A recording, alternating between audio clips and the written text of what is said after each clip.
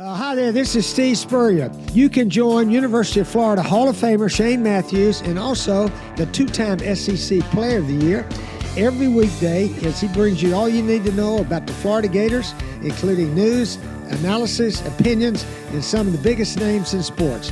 You can find him on Spotify, Apple Podcasts, Google Podcasts, or wherever you listen to your favorite podcasts. Or you can watch him live at 8 a.m. on Facebook, YouTube, or Twitter.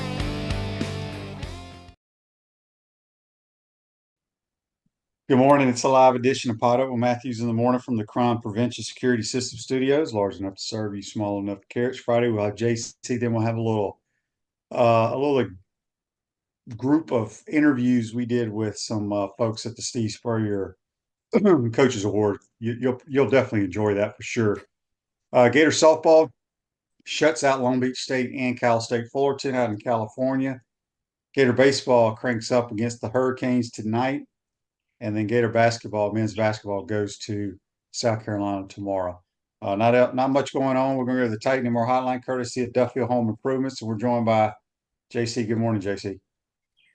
Good morning, QB. I'm ready to throw away the golf clubs. I'm just not there right now. Well, it's not the arrow, it's the Indian. It's not the time of year to go slumping. But the only positive about playing lousy golf right now is that your handicap number goes up before you go to the member guest tournaments. So maybe that'll open things up a little bit. Yeah, I know this. There's one. I've always had a problem. I've always had a problem with member guests because there's so many people that cheat in those things. It's ridiculous. Well, isn't that always the big problem with golf? I mean, think about it, JC. So you have your GN, right? I could take my GN right now. If I don't do a member guest, but if I wanted to, I could go in here and put 94, 87, 84. Oh yeah, 92. Yeah. But nobody knows if you're actually shooting those scores. Yeah, but you typically play with the same guy. You usually play with a group of people, and they'll know whether you play or not. And they check. That's not true. That's not true, JC. Because your member guest means you're playing somewhere else. They have no idea what your handicap is. No, okay, but well, all right, I see what you mean. But I think I'll tell you this: the group I play with from the University of Florida, of which you're a member, is going to see a big adjustment on me because I've met my 5. Well, you think that. Thank you very much. Once the computer spits it out, you may be surprised. I know we'll find out when it changes once a month. So, QB, I'll tell you what else is changing. Let me tell you what else is changing. I kind of tried to listen a little bit to you and Brent Beard yesterday, and there's one thing I got to ask you about, and then the other thing I noticed was, we're going into a potential 3-3, 2-2-1 college football playoff model. And it just shows further how much the Big Ten and the SEC command college football and the dollar figures and what they can achieve from ESPN in the billion numbers. And I think that the SEC, with 14 teams now, or is it 16 now? I think it's 16 coming with Oklahoma and Texas, getting 3 teams in the college football automatically in the college football playoff with the conference champion, of course, getting the bye, I should say, is a real advantage for that in the Big Ten. And then the thing I wanted to ask you about, if there's anything you want to add to that, go ahead. If not, was going to ask you about this thing with Florida State. I can't wrap my hands around the idea that they are actually going to somehow work a deal to leave that conference. And number 2, who the hell's invited? And number 3, what is this with the lawsuits? I mean, the lawsuits, I think, they're just paying lawyers right now, because it's very clear to me that this school cannot leave that conference because they sold their media rights until 2036 to that conference. And they're not just going to get them back because they want them back. It would set an awful precedent and disband the ACC, for that matter, I think, as it stands currently. So I'd love to know where the information is coming from that they're actually going to leave the ACC. Well, I've saw reports on Twitter or what have you. Like I said, I don't give a damn what they do. I know they're not going to be. I do know they're not going to be in the SEC. But people say that they will be in a different conference come 2025. I see absolutely no way that can happen. But maybe I'm just missing something. JC, what hat are you wearing today? This would be your Washington State Cougars last night, 3-point win over the Southern California Trojans. If you live bet them getting plus numbers in the second half, you're a winner. And Washington State is leading the Pac-12, I think, with Arizona. And it's a horse race. And who would have thought that the little old school that's going to be left in the Pac-12, which is going to dissolve here in a few weeks, who would have thought, or months, who would have thought that they would be leading with the mighty, mighty Arizona Wildcats? I think it's great. So I just wanted to make sure everybody's aware that there's a little team out there in Pullman, Washington, playing in front of very few fans, who's ranked and is leading that conference. It's a good. And he says the damn Facebook thing. I don't know why it doesn't let me scroll up and down anymore. But anyway, he said that the Gators are now projected as a 6 seed playing your beloved USF Bulls. Oh, now that's that. There you go. And they're not my beloved Bulls. I'm just pointing out that they're a pretty interesting little team that nobody talks about. I kind of like, that's the thing about basketball, QB, especially in the tournament time, is are talking about these teams that we never talk about, and just looking at these stories that could potentially become Cinderella stories, right? I mean, we had that St. Peter's last year, the FAU Owls getting to the Final Four, QB. I mean, you can't tell me that wasn't intriguing and interesting and fun to watch. I think it's great. And I always wonder who's going to be that team when the tournament starts, and do you have the guts to pick that team when you do your brackets? So last year it was FAU, right? Year before that, I think St. Peter's made some noise and did something special and beat somebody. I think it was Kentucky. They beat multiple people. Yeah. So I think those are the kinds of things that make me excited about the tournament. Obviously, the teams that we follow and love, our schools in the SEC.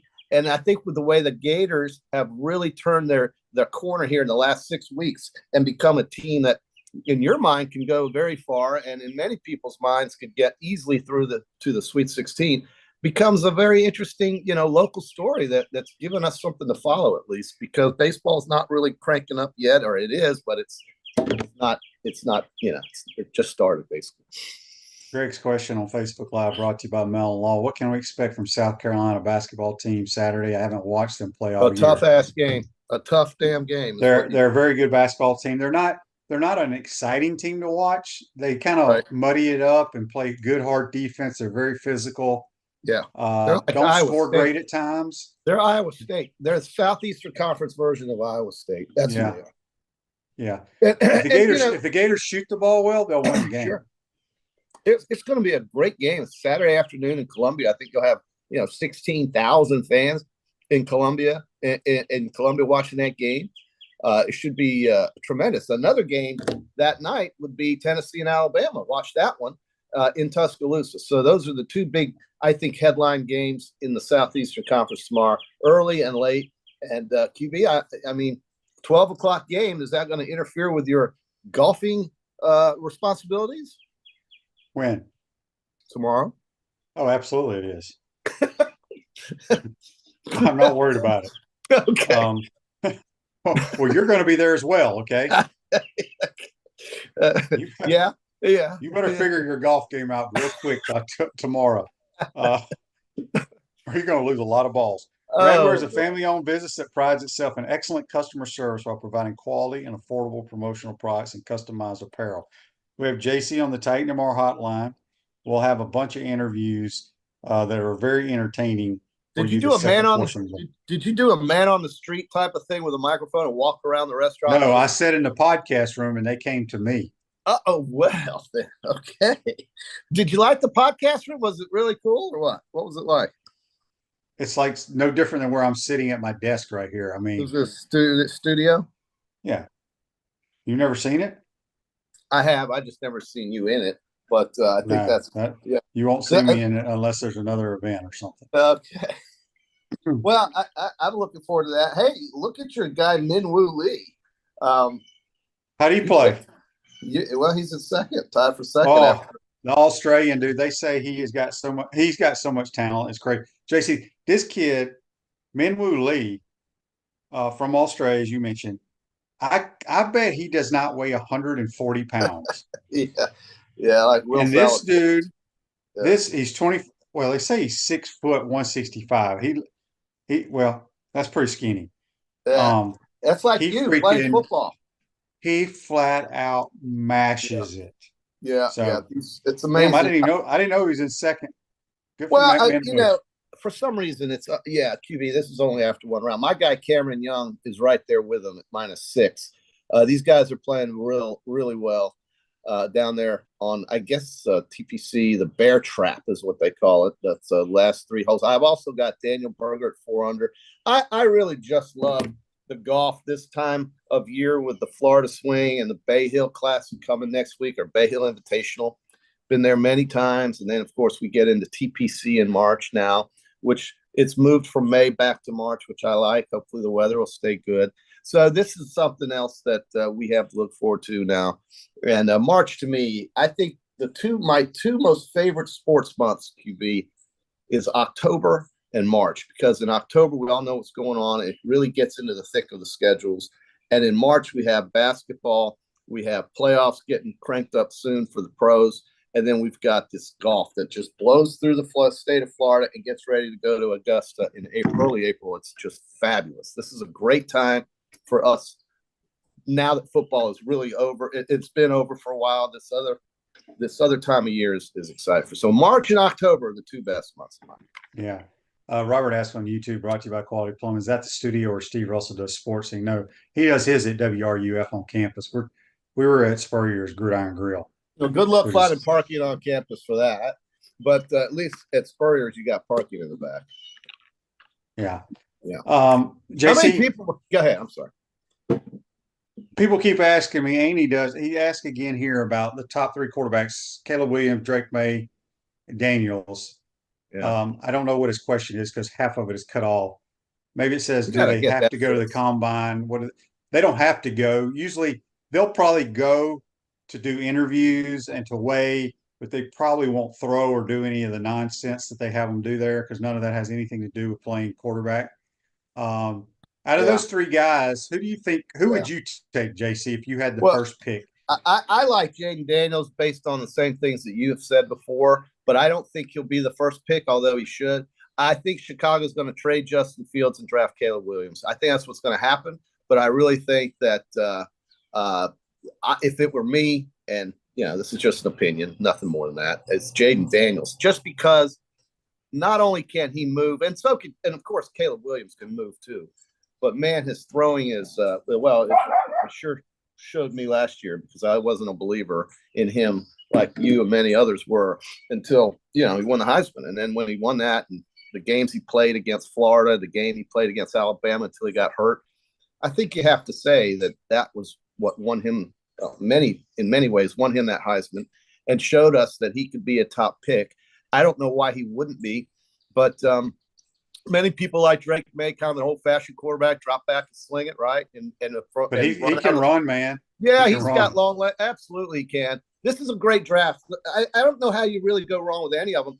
I know Caleb Williams. I think there's some sort of connection with the Redskins, and I don't know what it is. Maybe it's the coach there, the offensive guy. Cliff Kingsbury. There you go. So maybe that would be where he would want to go. If you asked him, maybe it wouldn't. But I think that's a lot of chemistry comes between the guy who's calling the plays and making sure that everything is comfortable with his quarterback and the quarterback.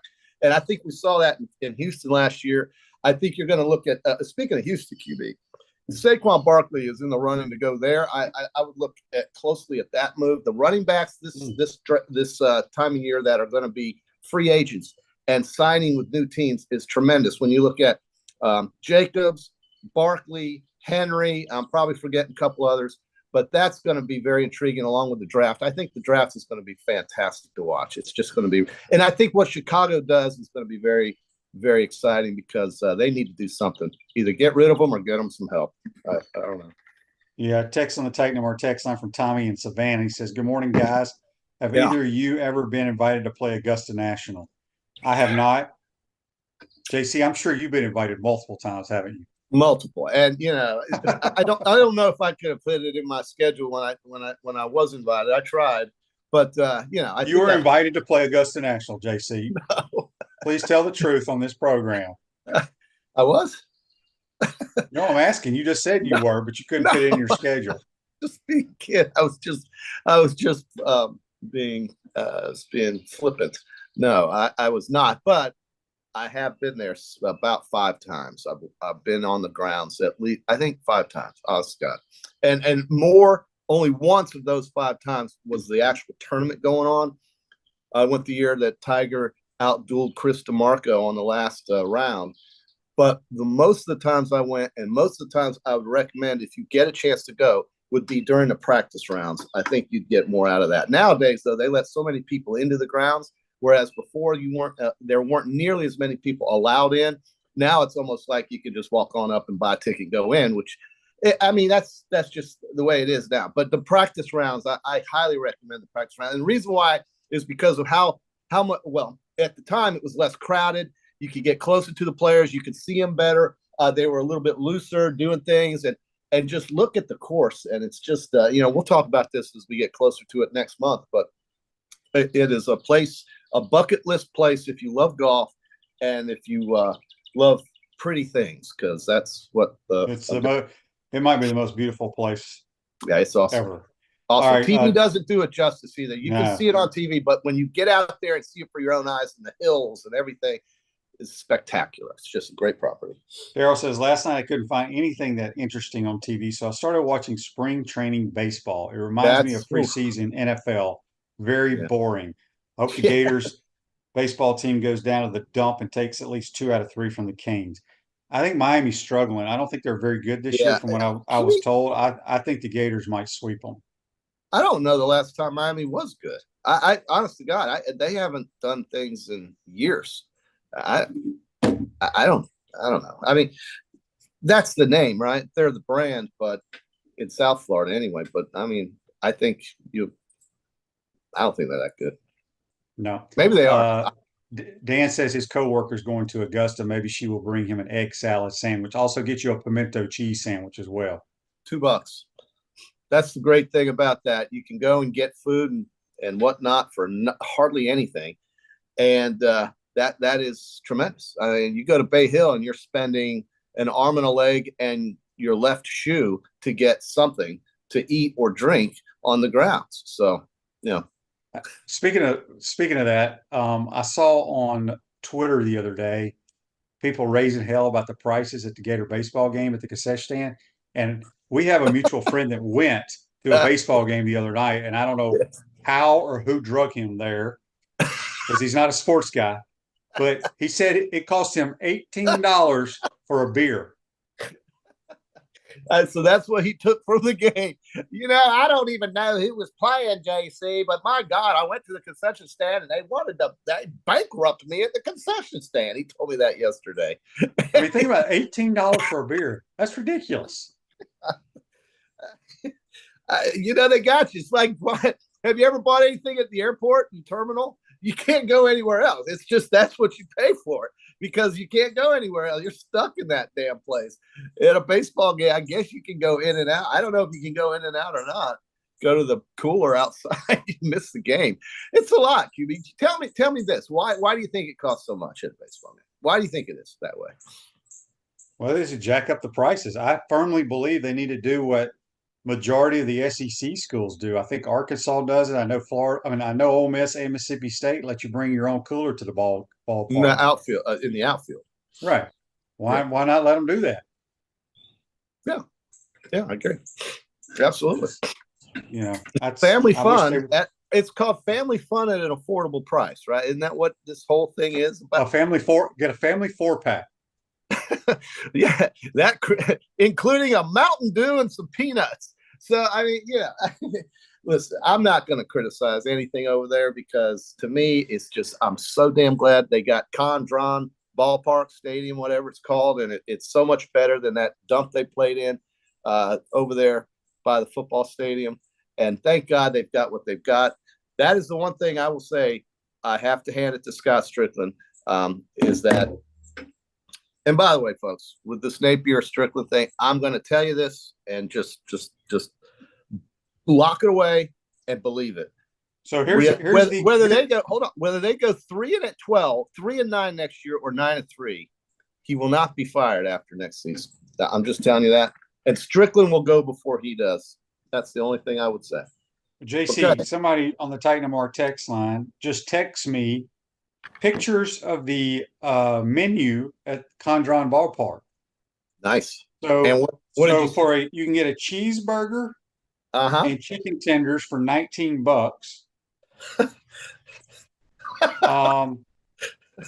You can get a taco for 15. Oh, for 15. Yeah. Is that discounted price? A Philly cheesesteak for 17. So anyway, Yeah. I Hey, just man. recommend you eat before you go. Yeah, make yourself a peanut butter and jelly sandwich. Eat it before you go to the game. Walk in there, maybe buy some peanut. I'm always a peanut guy at the ballpark, right? Peanut. David says on YouTube, brought to you by Quality Plumbing, Shaq's daughter's coming to Florida. Yes, that's true. She's a McDonald's All-American. Let's talk about that instead of golf. David must not be a very good golfer. Well, okay, so we've got Shaq's daughter coming to get. Let's see. What can I say about that? Well, she's a good player. He's famous. She's a McDonald's All-American, so she's pretty good. So she's a good player. He's world famous. And Kelly Ray Finley needs help to win some games at Florida because women's basketball never wins here. So that's it. What else you got to add to that? Nothing. They did a great job. Andy did say that a ticket to Caitlin Clark's last game at Iowa, she is going pro, is going for $500. Good. That's well worth it. It is, and that's the kind of player that you can really grab a hold on to, and really hope that when she gets to Maravich's thing, it's going to be just thrilling. And I don't know, man, women's sports in certain areas has really taken off in terms of basketball or whatnot. I think Nebraska, if you look at some of the attendance figures for their volleyball and women's basketball in Iowa, places like that, it's really done well. Good for them. Somebody was saying, how can you have a nice ballpark and not have a little fan shop where you can buy souvenirs? I didn't really realize that, but that's a good point. I don't think they have T-shirts or hats or any of that stuff. They need to do remember the little small batting helmet where you get it upside down, they put soft serve ice cream in it? The greatest thing ever invented. It's the greatest thing ever invented. And they need to do that. Maybe we should open up a soft serve ice cream place, JC. Brilliant idea. Get the little Gator batting helmets, print it up, and we could make a killing at Condron Ballpark. I know a proprietor at multiple McDonald's restaurants that can get us a machine to make the ice cream. And all you gotta do is find out where we can get those little cups with the helmets on it. Get whatever licensing agreement you need to, or we'll make up our own and stay out there and just serve it up. Hey, and great idea, QB. Outstanding. I tell you, the helmet thing with the ice cream was one of the. I think I collected the entire American League when I was little. I loved it. I mean, that was it. It's like Slurpee cups, right? Everybody had a Slurpee cup. I mean, we're really digging here. But I think the experience over there is really good. 7,000 fans showed up. Oh, Tony says they do have the helmet ice cream.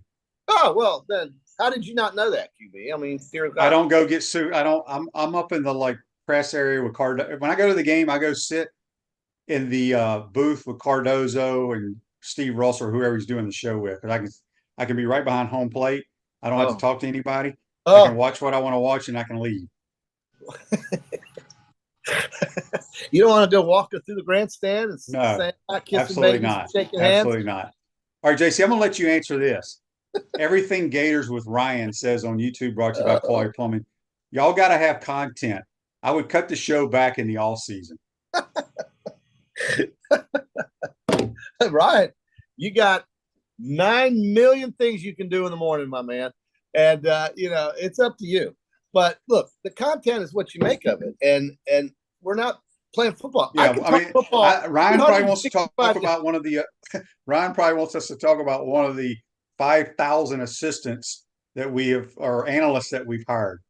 Do some research on them, JC. I can talk about football 365 days a year. And what I said before, I truly believe, is that regardless of what Florida's schedule is, and regardless of what their record is, this coach will be here until 2025 at the minimum, at the very least. And the only way he's leaving is if his boss leaves in front of him. That's the only way. And why I say that, it's purely economics. And the same thing with Florida State. They are not leaving the ACC. I don't give a damn what anybody says about negotiations or lawsuits. They signed their media rights away, and it would cost them close to $500 million to get out, and they ain't got it, and the ACC has no reason whatsoever to let them out of it. That is a fact. And until somebody can tell me specifically how they would either get the money or what they would do to get out of there and have the ACC actually let them leave, and then who in the hell wants them? You just said the SEC doesn't want them. The Big Ten, really? So, well, what's the Tallahassee market going to really bring numbers to the Big Ten? My God. I mean, have you driven through that place? It's Gainesville in the West, in the Panhandle is all it is, with a state capitol building. That's it. And maybe a few more hills. The golf courses there are great. So I'll leave it at that. I mean, and as far as football goes, you can speculate on whether the offensive line is going to be better, whether or not Graham Mertz is going to have more people to throw it to, whether or not the running backs are going to stay healthy. But the biggest question you need to ask yourself is, who in the hell is going to tackle people, and who's going to be able to stop and lead that part of the game, that team rather, to stop people from getting in the end zone? When I walked into that Arkansas game last year, and granted, one of those plays was a return for 6 interception, and it's 14-0. I'm thinking this is going to be an over bet. You can just bet the over. It wasn't an interception. It was a fumble. It was a, that's right. They pulled the ball out of the kid's hands. Right. Correct. Ricky Pearsall. So. Yeah.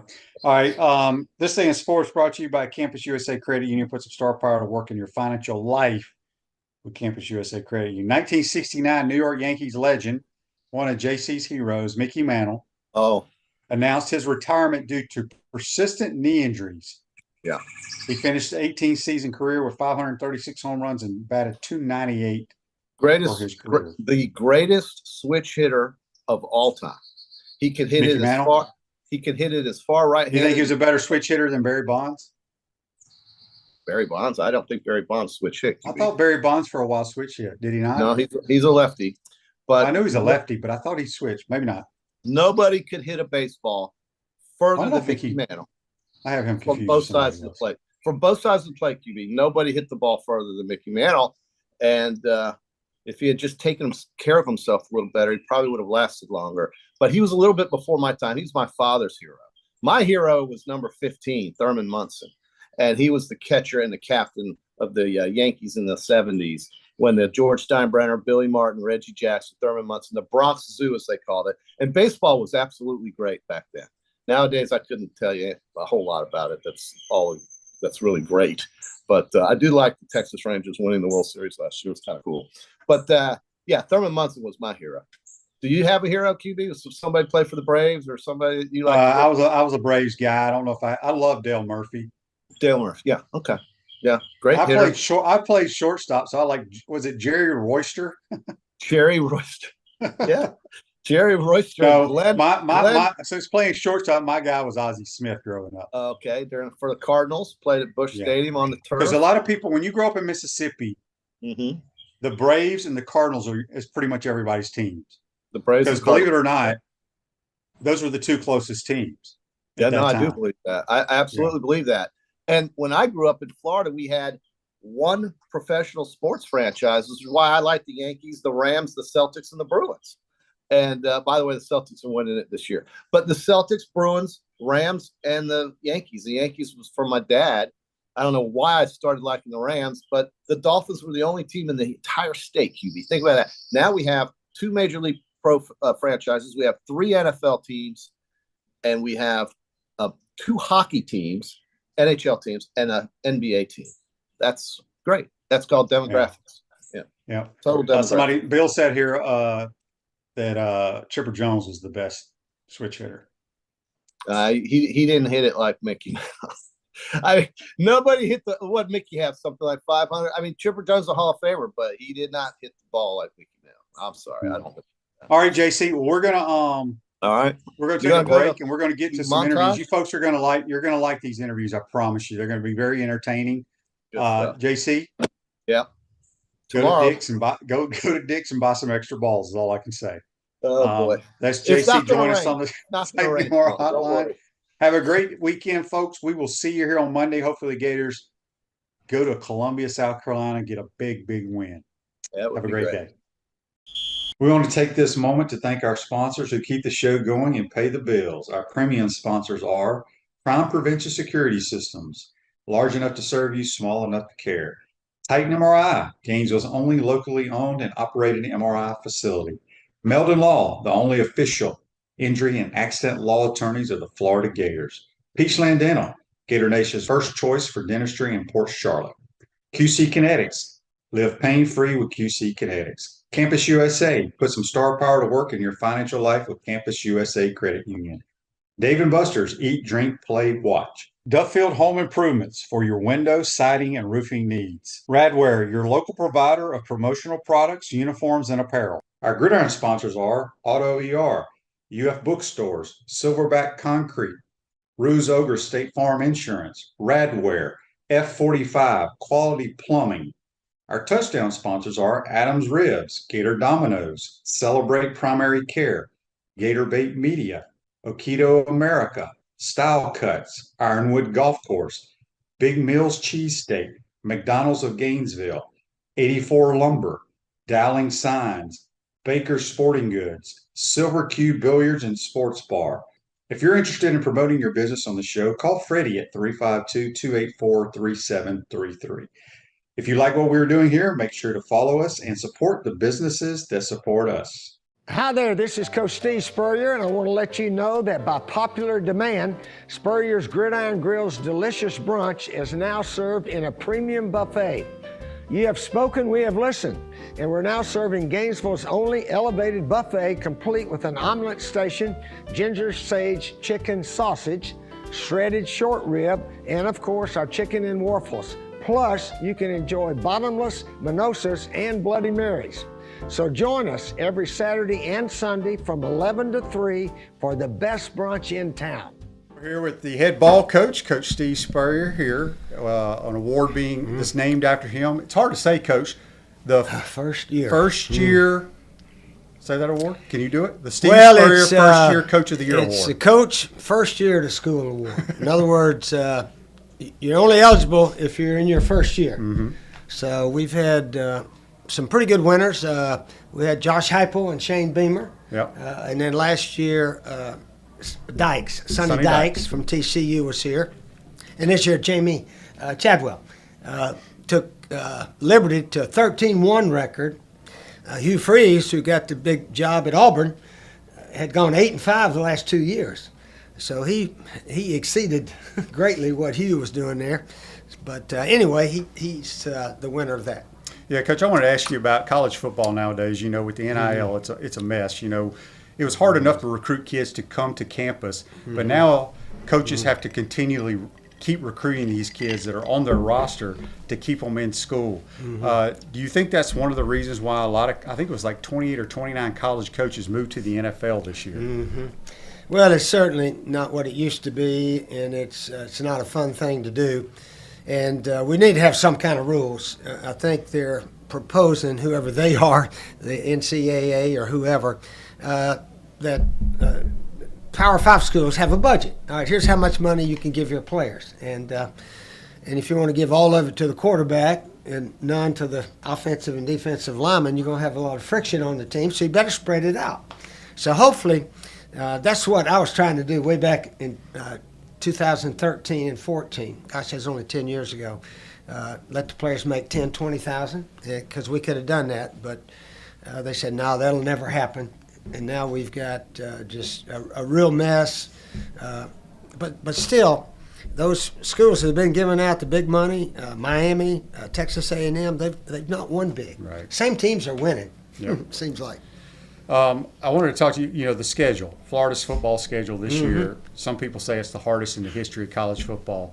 People complaining about it, but then people want to complain when the so-called, Charleston Southerns of the world come to the Swamp. The season ticket holders are upset about that. I try to tell people that watch this program, as a competitor, you want to play good teams. Embrace it and get ready to play. And we used to set goals. Florida needs to set a goal to win the SEC. Just because they've had 2 losing records doesn't mean they can't do it this year, right? Yeah, the expectations around here are not real high. Nobody's talking about trying to win the SEC. But maybe a winning record, win a bowl game. I think that would be a positive year, and then go from there. But still, I mean, we've got we're in the NIL business. We're giving money. We got the number one quarterback in the country, I think, Lagway. So we'll see what happens. But we're trying to play. Billy Napier's trying, but it hadn't gone too well yet. Yeah, the Gators, obviously, you and Jerry love to go to sporting events on campus. You know, I'll be playing golf, and somebody say, I saw Coach at the women's basketball game. You know, I don't think there's a lot of coaches around college sports that were really involved in all the different sports on campus as you were when you were here. Back here, well, I enjoy all the sports and watching people, boys and girls, compete, and certainly our gymnastic girls are wonderful to watch and compete. And then our swimmers last night. Yeah. We won the SEC Swimming and Diving Championship. Our women have won 2 years in a row, and the men have won 12 years in a row. So we are a dynasty in swimming. So we just got to get football and basketball's competitive this year. I think Todd Golden's done a heck of a job. But a lot of our sports are really doing well, and we need to be proud of them. Yeah. Yep. Last thing, your two boys, Bubba and Scotty, are both coaching. How's Tulsa going to be this year? Do you know? You know, Tulsa had a really good recruiting class. They're not into giving the money out. They're into recruiting, and they signed 28, 29 guys and so forth. And of the non-Power 5 schools, I think they were like second to whoever. So they don't play. They may play one Power 5 school, so they play teams they should be able to compete with, and they feel pretty good about the season coming up. So we'll wait and see how they do. Yeah, we're here at Coach Spurrier's restaurant. Let everybody know if they've never been to this restaurant. You're usually here a couple of nights a week. If they come through town, do you have a set schedule when you're here? And if you do come, what is Coach Spurrier? What's your favorite item on the menu? Oh, all of them are really good. I usually eat the shrimp or the fish, one of the fish plates and so forth. But yeah, there's a orange and blue shrimp. We put sort of the Gator names on everything. So anyway, that's something I order a lot. But everything's very good, and that's why people come back. They always say, Coach, the food's really good at your place, and atmosphere and so forth. And it's a pretty big place. Freddie Weeby, who put the restaurant together, and our managers are here all the time. So we got good leadership and the people that work here. You know, you got to have your ball players and the waiters and the servers and the cooks and all that. Those are our team. So we've got it going pretty well right now, and we got to keep going. Yep. Keep going. Well, we appreciate your time, Coach. All Head right. ball coach, Coach Steve Spurrier, the greatest Gator of all time. No. Up next, Shane had an exclusive interview with Jamie Chadwell, head coach of the Liberty football team. He was the recipient of the 2023 Steve Spurrier First Year Coach of the Year Award. We're here with Coach Jamie Chadwell of Liberty University. He's the award winner for the Coach Steve Spurrier First Year Coach of the Year Award. It's a very confusing award. Coach and I were talking about we got to come up with a better name. Coach, congratulations. Thank you very much. Exciting. Let's talk about this. This is first year at Liberty. Obviously, you were very, very successful at Coastal Carolina. You and I were talking before, the facilities at Liberty are like Power 5, right? They are. You know, our resources, not only from facilities, but the things you need off the field as well, are tremendous. And I tell young men, you don't have an excuse if you come to our place. We got what you need to be successful. Yeah, and you know, jumping from Coastal Carolina, which you did a fine job, but was there a big difference for you going to a school like Liberty, following Hugh Freeze, who had a lot of success there? Was that a difficult transition? I think it's very challenging. I've been a head coach 5 times, and 3 times I've taken over a losing program, and twice a winning program. And it's very hard to take over a winning program. And he had a great success there. And so anytime you have success and you take it over, most of the players are going, why are you changing anything? And that was hard to want to implement your standards and the way you do it. I told them we're all trying to get the same spot. It's just a different roadmap, and so it was hard from that standpoint. And you never know how you're going to respond to a loss. Unfortunately, we didn't lose to the very end, so it worked out. Yeah, when you look at the Liberty program, obviously it's one of those kind of teams that when regardless if you're in the ACC or wherever, they see Liberty on the schedule. It's one of those that they're kind of like, I don't really want to play them because it's kind of it's a tough loss. If they lose the game, they're going to catch hell from their down boosters and stuff. So when you look at what you've done at Liberty in 1 year, how do you get better? Did you lose your quarterback, by the way? He was pretty good. He was real good. He stayed so far. We got one more portal to get through, one more portal window. But if we can get through the portal window, he's as good as anybody in this country. So he is coming back. When you look at the NIL, which I'm not a fan of the NIL, a lot of college coaches are jumping to the NFL so they can just coach ball. Did a school like Liberty, because you can develop the players, make them really good players, but they want to go play at the big boys. Did you lose any guys? We did. We lost probably 8 to 10 guys in the portal, 3 to Power 5 programs that were starters that could have came back and chose not to. And for however you view the NIL, it is what it is, and we realize that at our level we're like a farm system. We understand that, and you hope you can keep your guys. You hope culture-wise, but when money and different things are involved in playing at the highest level, it's hard to beat that out. And so, no ill will to those guys. They played well, and when you play well, you earn the new money that the guys can get nowadays. And so it is what it is. But if we had those guys back, would we be feeling great about our team? 100%. But also, as I share with our guys coming back, man, you got an opportunity now to go show what you're worth. And so you can either fight it or you can embrace it. And so we've chosen to embrace it because there's no need to fight it because it's not going anywhere. Right. How hard is it as a head coach now? You bust your tail, you and your staff, recruiting kids to Liberty. But now, once they get there, you kind of have to continue recruiting them to keep them to stay and not go into the transfer portal. Yeah, I mean, I think I don't think that part's new, because I believe if you recruit them, even back when they couldn't transfer as many times, you want them to feel part of the program and feel valued. So I think you're always there re-recruiting them because maybe they're not playing as much as they want to and they're frustrated. But what makes it more challenging now is you almost have to take the approach that, at least we're a junior college program.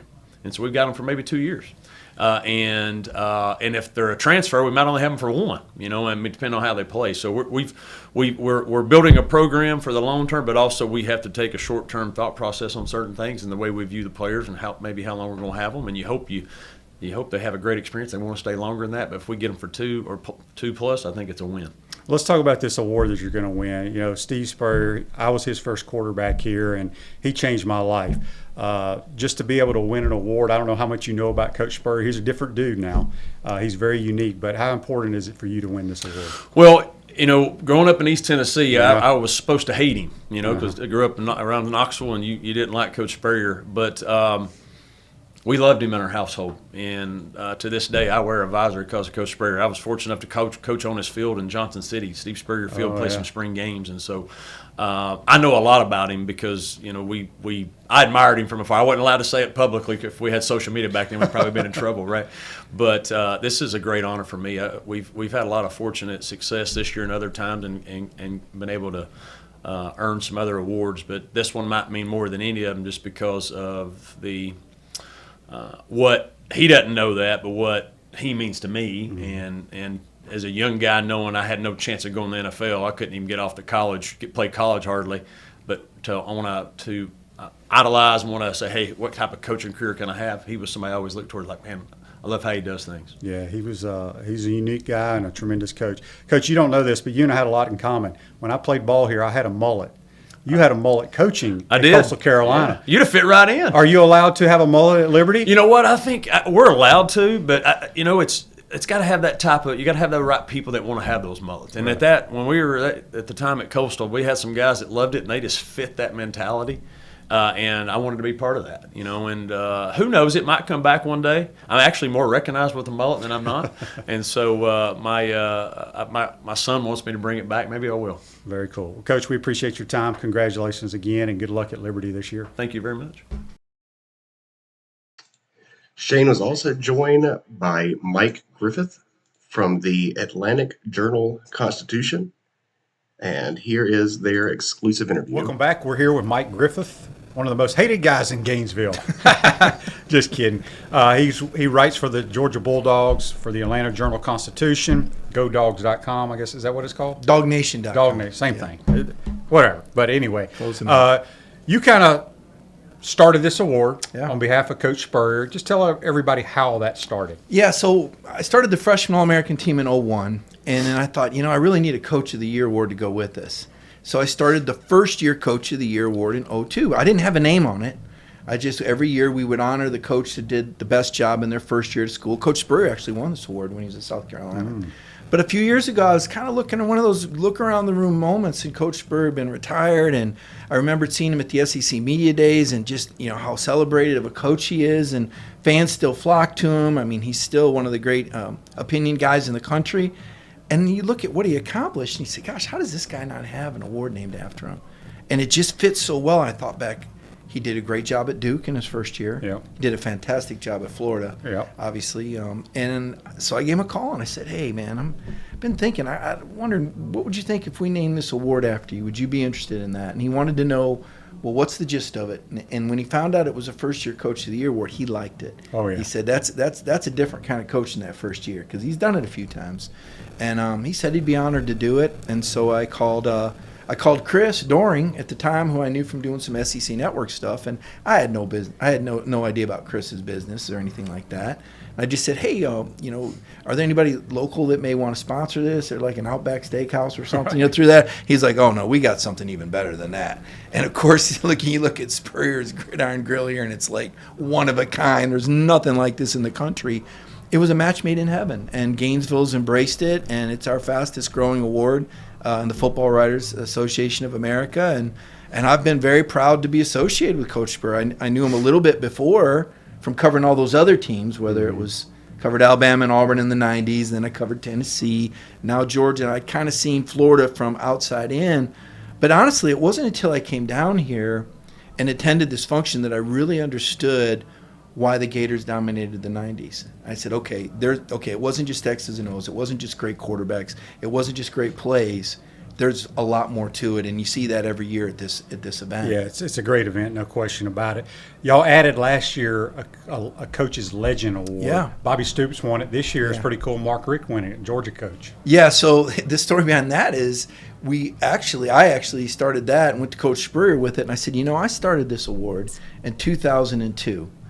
And if Mark Richt would have been eligible, he'd have won it. Because in 2001, he was a first-year coach. So I said, here's kind of what I'm thinking, Coach.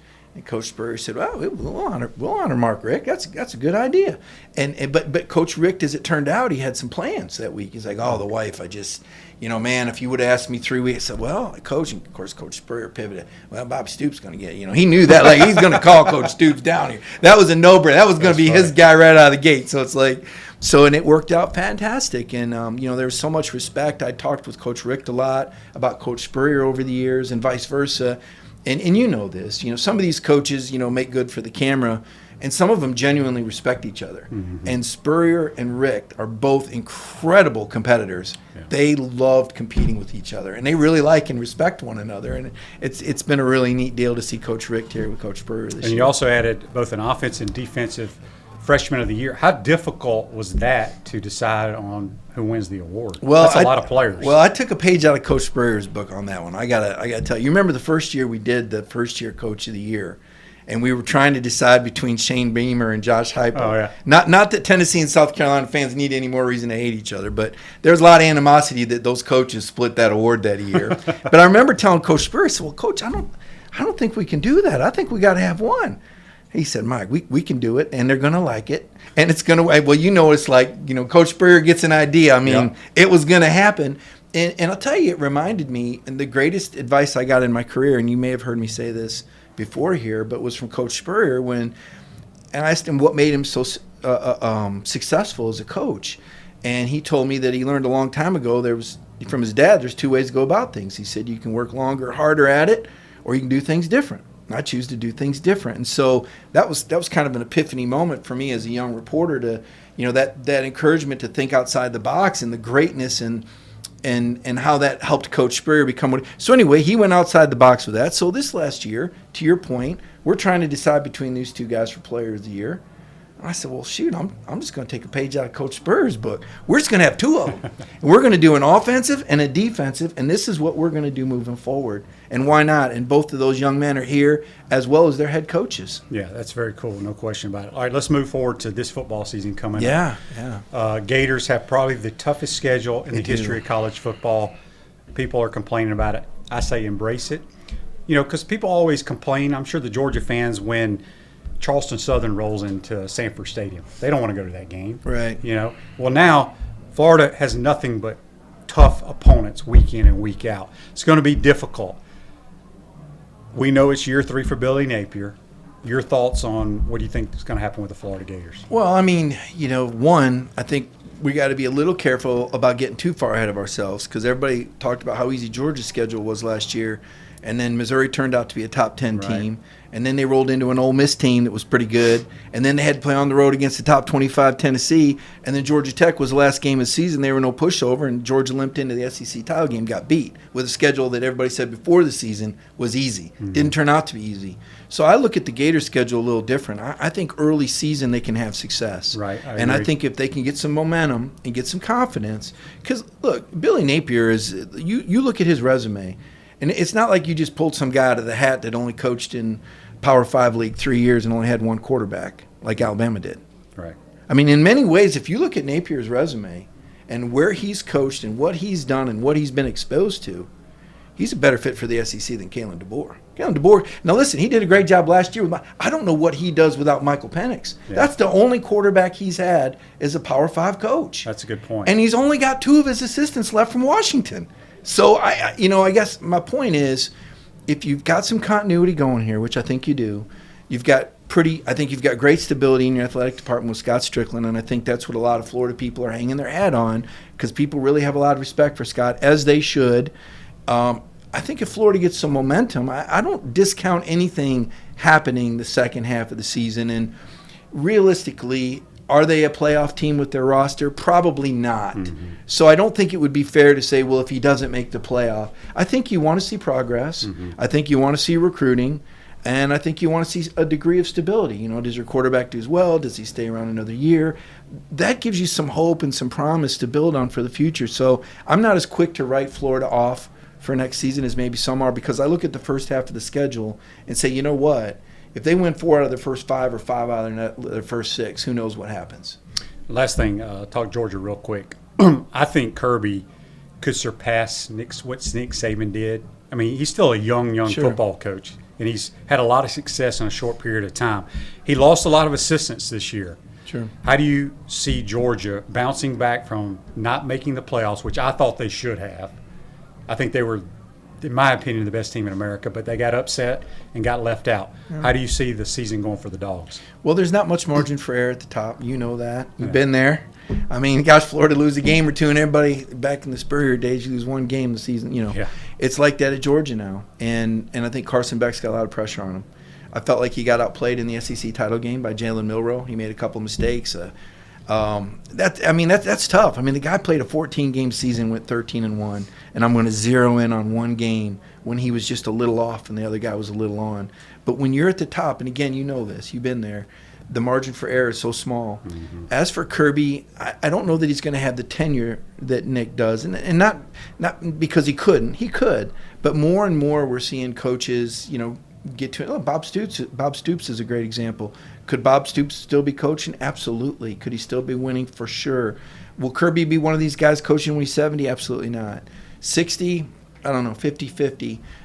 And I think with the 12-team playoff, it's going to be harder. I don't think we're going to see a team have 3 straight undefeated regular seasons like Georgia just did, or win back-to-back, playoff or win 29 games in a row like Georgia. I don't think that's going to happen because the playoffs are going to be an equalizer. Roy Kramer told me this. This is going to turn into a playoff sport, and that, whether for better or worse, obviously the television networks like it. You need that contract. You need that money. It's what's going to keep the NIL dollars flowing, I guess.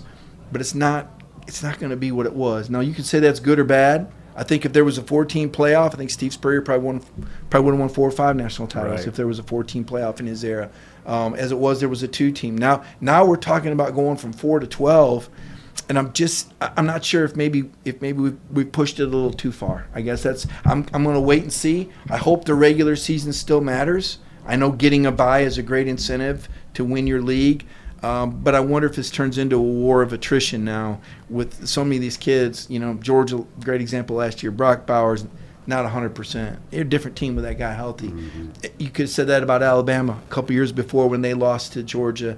Jameson Williams is injured when they play him in the national title. Now you're looking for, 14, 15 game schedule. And in the SEC, that's tough, man. It's going to be brutal. Yeah. He's Mike Griffith. He's the reason we're here tonight with the Steve Spurrier First Year Coaches Award. I have a hard time saying that. Yeah, we need to shorten it. I just call it the Steve Spurrier Award. That's all I call it. But he wants it. Like Coach, he doesn't want to miss a detail. He's going to tell you everything. Well, thanks, Mike. Appreciate it. It's pretty cool that this event is held here in Gainesville, and we appreciate it. I appreciate it. Mike Griffith. Join us here on PodUp with Matthews in the Morning. And that'll do it for PodUp with the Matthews in the Morning, live from the Crime Prevention Security Systems Studios, brought to you by Meldon Law. Have a good weekend, folks. QB will be back on Monday.